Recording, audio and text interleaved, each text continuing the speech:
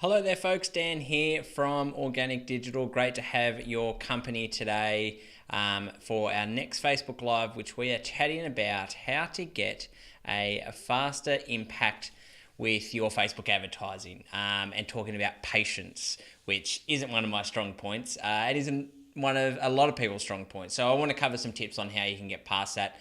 But first, I really want to thank you for your time. I know I say that every time that we do Facebook Lives here, but I really honestly do appreciate you joining us today or after the fact. It's Wednesday here today. It is a very warm one in Melbourne, might I add, but inside here in the Facebook Live studio, it's nice and cool. So I really appreciate your time. And the topic that we're talking about is actually an article that's on our blog that I'll put the link into the comments shortly. And it's talking about how to get a faster impact. I'm going to run through each of the steps that you can actually put into place. But before we get there, I want to let you know that these Facebook Lives are going to be repurposed into audio tracks for we're starting to upload them to Anchor, but I want them to be slightly more polished. So from now on, each of the Facebook Lives, I'm going to basically have a point where I switch off from chatting to you and having more of the conversational tone, switch into broadcast mode and going through the steps that you're still going to get exactly the same information. It's just so we can repurpose it for audio. And then after the fact, I'll jump back in, have a look at the comments, go back and answer any questions that we might have and get back into more of that relaxed conversational tone. But I just want to give you the heads up. If you see me re-intro or hear me re-intro the topic today, that is why. And it's all about making more use of our resources and the time and the content that we're producing to be able to be across more channels, reach a broader audience, and it's just a smarter way to be able to get more results with what we're doing. We love our Facebook Lives here. So I'm going to go into that audio mode right about now. So today we're going to be talking about how to get a faster impact with your Facebook advertising. And it's one of the things that we're all guilty of when we first set up campaigns, that we're constantly checking and refreshing our campaigns to see what results we're getting, how much we're spending, if they're any good, jumping to conclusions about them, and perhaps taking action too fast. So one of the things that helps alleviate that is by setting up some ads and setting up some campaigns that can at least just help you get some quick wins, basically. They won't be the overall critical to your campaigns, but they at least allow you to get a couple of quick wins, perhaps some quick sales, that then you can take that money that you've made from those sales and reinvest it back into ads. And so this is great for people that don't have large budgets and are starting small, but can get a couple of quick purchases into their bank account that allows them to at least increase the amount of budget they can spend on ads. And basically it comes back to targeting the right audience. And for a quick win for Facebook advertising, you need to have an engaged audience. And when people probably first think about Facebook advertising and where they're going to set up their campaign, the audiences that their minds immediately go through to interests and what pages do they follow, perhaps competitors. If you take a topic like let's say women's makeup, for instance. I don't know why I just chose that, but if you think about something like that, they probably immediately think of some of the big players out there in the market and some of the interests that they might have, like I've made this really difficult for me because I don't know women's makeup very well. Maybelline, maybe she's born with it. Maybe thinking about some of those other competitors out there that women would use each and every day. And targeting those competitors and people that like them and going out to a cold audience. And look, that's all well and good. Like, isn't a bad tactic, and Facebook have some great data that they'll find people that are going to be interested in what you have to say and are likely to perform the action that you want them to. But before you get there, people don't realize that they've actually got some really great audiences that are in their backyard. And basically it comes down to having a couple of things set up. And I'm going to go through the 3 steps that you need to have set up first that will allow you to get the quick win. And step one is that exact setup, and really critical to getting these faster results is by having the Facebook pixel set up. And I know I talk about it in most Facebook lives and across our audio as well, that the pixel is critical to everything that you do when you're converting people online and via your website.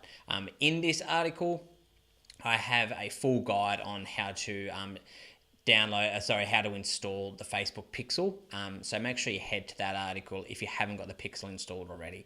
Now, you do need to have that pixel installed for a certain amount of time, or for at least a decent amount of time, to be able to get those engaged audiences. And those engaged audiences are really website custom audiences that are close to the point of converting.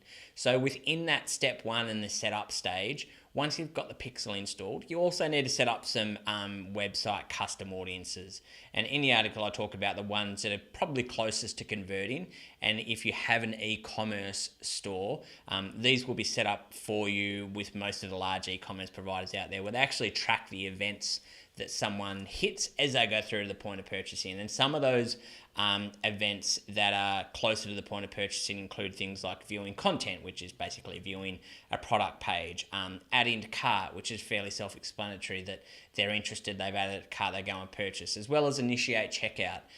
Those are just three audiences that at least they're close to the point of converting, and they're more likely to convert than if you go and target those cold competitive audiences and interests and behaviors, such as your maybe she's born with it Maybelline. So what you can actually do is make sure that you set up these custom audiences, and I go through which audiences to set up, as well as some time periods that you probably want to put on them. For instance, if someone has added their item to cart, you probably don't want to have someone that 60 days ago did that, because it's 2 months ago and it's just a distant memory. So generally, like your abandoned carts or your add to cart audiences that haven't purchased yet, I usually keep them fairly immediate, because it's still fresh and it's still something in their mind that they're likely to do. So once you've set up those audiences, we then get into step two, which is creation stage.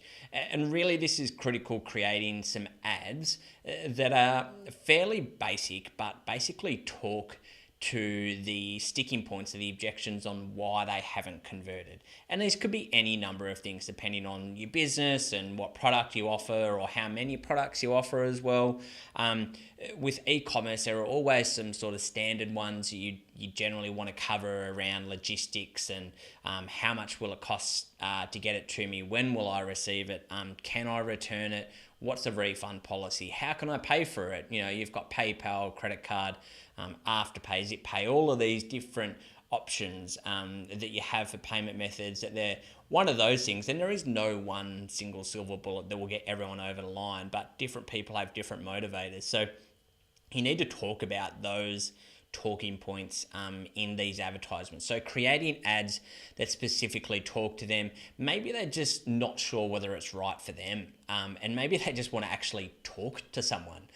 So you can do like a Facebook Messenger ad where people can click the link and it automatically opens up a conversation with you, and maybe they just want to have an in-person conversation to say, is this makeup right for me, for instance. So talking around those objections and around those sticking points are going to be really critical in this stage, to at least get them to take action. And remember, they're much warmer than your general audience, so you can be a much more direct and probably a little bit more promotional and salesy as you would than targeting your cold audience. That message just won't resonate with them. So coming up at the creation stage with ads that are going to motivate them to take action. And then the last stage is really the implementation stage. So it's taking the audience that you've set up in step one, grabbing the ads that you've created in step two, and then putting it into a campaign. And in the article, in the implementation stage of step three, I talk about the types of campaigns, and really 99% of the time it's a conversions campaign. So you're well past the engagement, the video views, the website clicks. You want to get people buy-in. And going back to campaign objectives, Facebook knows who's likely to perform a particular campaign objective. So conversions objective is a one that you want to be able to use because you want to get people to jump in there and purchase what you have to offer.